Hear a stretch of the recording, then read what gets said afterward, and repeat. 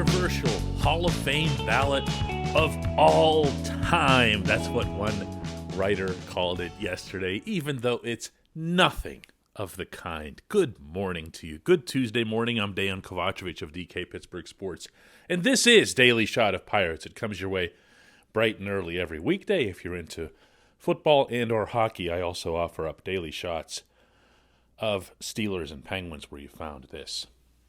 Joel Sherman of the New York Post, been covering baseball for a long time, more from a national perspective than with either the Yankees or the Mets. So when he writes something, people will pay attention to it. And even though the Hall ballot was sent out to all of the hundreds of voters, including myself, I've been voting for a half decade now. When he writes, and I'm going to read you the entire passage, I would dare call it the most controversial Hall ballot ever. A-Rod and Ortiz, first-timers, and Bonds, Clemens, Schilling, and Sosa in their final year of eligibility on the writer's ballot. Those figures, those individuals, for somewhat varying reasons, although there's one commonality for most of them, are what's controversial. The ballot isn't. The process for choosing who should get an X next to their box on the still handwritten ballots isn't remotely controversial. I don't even think it's interesting. And here's why. Plain and simple. Major League Baseball and the Hall of Fame, who work together, have made clear that they want in place a character clause. The criteria that is sent out to us voters is identical, word for word, to the criteria that was sent out to the voters in 1936. That was the original Hall ballot, the one that included, of course, Honus Wagner as one of the initial 5 to be inducted. Same language. I'd be surprised if they weren't using the same carrier pigeons to bring these things to people. It wasn't controversial then, and it's not controversial now.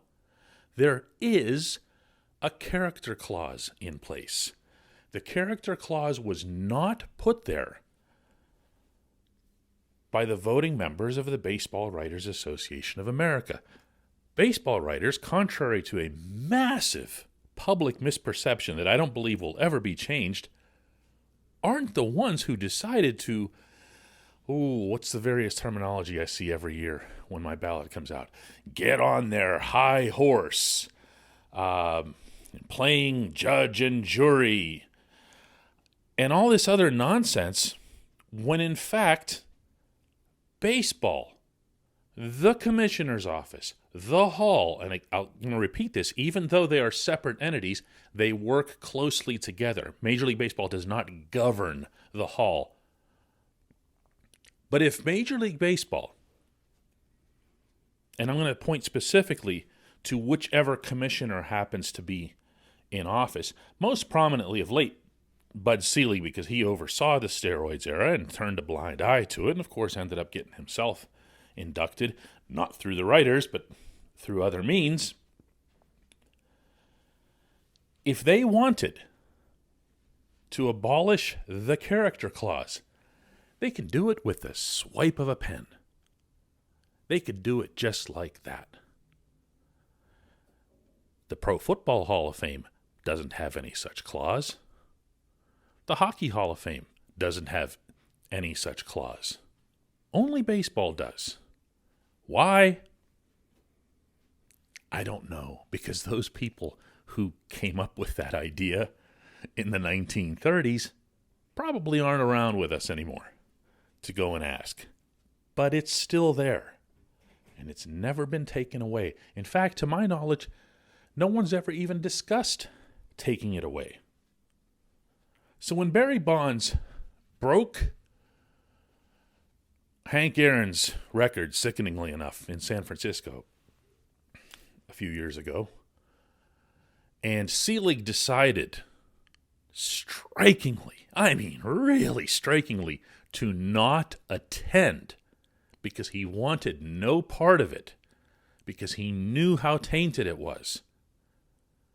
Selig still wouldn't touch the character clause. He said, you know what? The public blames the writers for this. We're just going to let it go.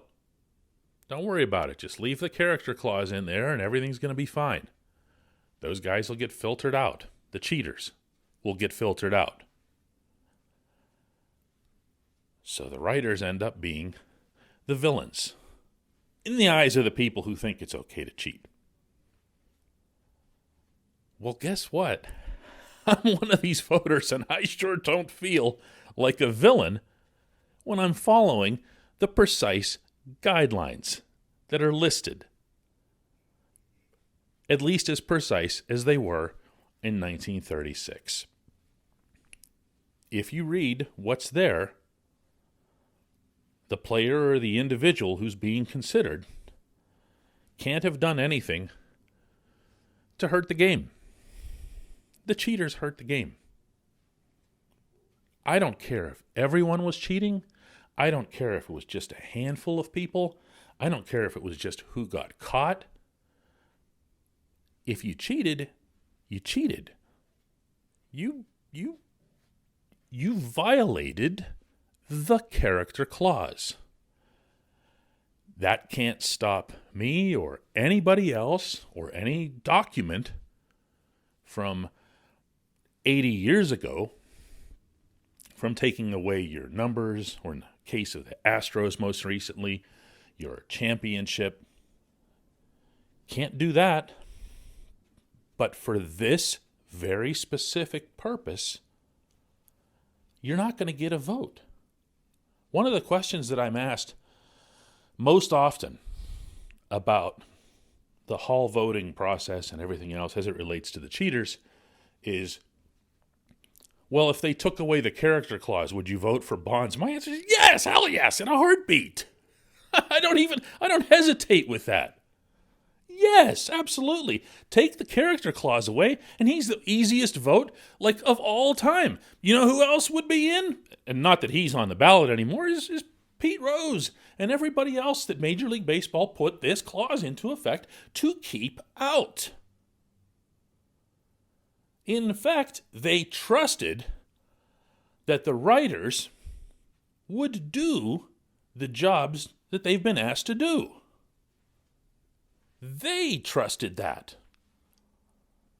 And that's what they're getting, at least from some. There's also public pressure that comes from the outside. Who do you think you are? Some of the stuff that I already mentioned. And as a result, very curiously, with each passing year, you see the cheaters' numbers go higher and higher.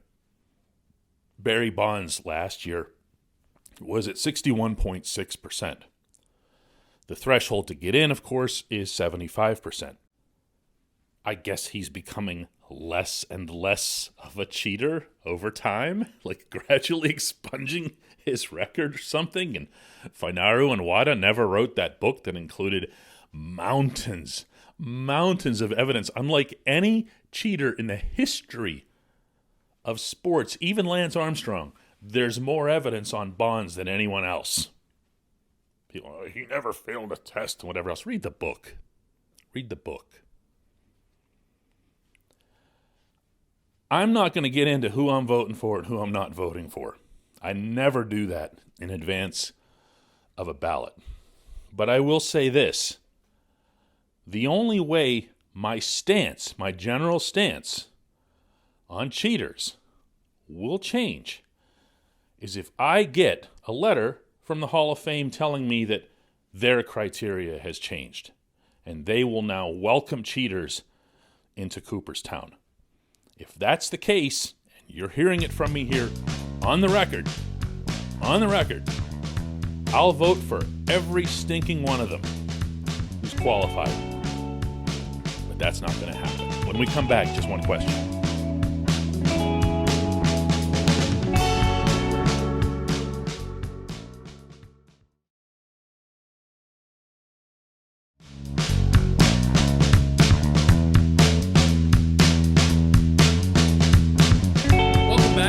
Just one question that's brought to you always on this program by the North Shore Tavern, home of Steak on a Stone, home of the city's best environment for sports and all kinds of entertainment that's taking place now on the weekends there. There's live music, there's comedy. It's a pretty vibrant establishment, to say the least, and it goes very much in the face of what used to be on that street. Directly across Federal Street from PNC Park. Check out North Shore Tavern. Our J1Q comes from BK, who asks, I'm curious as to what you think the step for 2022 should be in being a step forward. Is that signing someone for 3+ years? Is that trading for a long-term piece? A 1 or 2 year rental doesn't make sense for how the team is currently built. And for anyone who didn't hear yesterday's episode, he's referring to my criticism of the Pirates signing of Jose Quintana to a 1-year, $2 million deal yesterday. And my first response will be, I don't view individual transactions as progress, which is what it sounded like you were getting at with the first couple components to your question there. I'm not someone who, when the Pirates signed Adam LaRoche over the winter, went, yes, this is it, they did it. You know, this is winning a day in the off season when you do stuff like that. It only matters if you can make it all add up to something. What I view as progress in the 2022 season is A, the continuing maturation, development, and ascension of the various noteworthy prospects in the system. I'm not taking my eye off that ball. I believe in it. But B, the team in Pittsburgh's got to be better. These things, contrary to what a lot of people seem to think when they entrench themselves in one side or the other, don't need to be mutually exclusive. They really don't. This is now going to be the 3rd year of this management team. It might not feel like it because of the pandemic and everything else, shortened season, a lot of wasted games.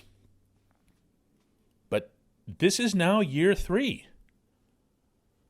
And for me to suggest, and this is going to answer your question, although I've stated this before, for me to suggest that this team should be in the range of 500 in 2022. Not the organization, not the prospect rankings.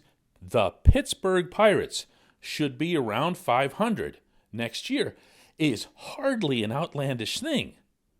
This is year 3. You had to have been acquiring players who would make you better at all levels along the way. And if you think about Cherington's trades, although he has favored the younger, high-ceiling types and so forth, he's also made at least a couple significant trades in which he got the quote-unquote ready for the majors type of prospects, the kind that Neil Huntington over-relied on. When you get Bryce Wilson from the Braves for Richard Rodriguez, you're not doing that for years down the road. You're doing that for right now. When you get Will Crowe and Eddie Yean from the Nationals for Josh Bell, and Eddie Yean gets left off the roster right away, as he just was, and Will Crowe is what you have left, Will Crowe has to come through. Will Crowe has to become a good pitcher. Bryce Wilson has to become a good pitcher. Not in 2023, not in 2024. That's letting the GM off the hook. There's nothing futuristic about those two guys, at least not, super long-term future. They're in the majors now, both of them. They're vying for rotation spots now, both of them. This is what I'm talking about when I say you don't let them off the hook. You don't just say, oh, well, you get forever to do this at the Pittsburgh level. So I'm not going to condense the whole thing down to what did the Quintana acquisition, how do you grade that in terms of whether or not the Pirates are going to be this or that? I felt like when it happened, the Quintana acquisition, that it was just going out and just filling a roster spot with somebody that you didn't even need to spend money on. He was cut by 2 teams last year. He's been hurt for 3 years. He had a 6-something ERA. You don't need to pay that money to anybody, that $2 million. There was no market for this guy. There couldn't have been. You can find those guys off the scrap heap. You can call up Cody Ponce to be a 6-something ERA guy for you next year, and he won't cost you anything. It felt like spending money to spend money, and that was exactly the way I phrased it, and that's how I feel about it. But as far as what does it mean toward? They just need to get better. They need to get a lot better at the Pittsburgh level. I appreciate the question, BK. I always do. I appreciate everyone listening to Daily Shot of Pirates. We'll do another one of these tomorrow.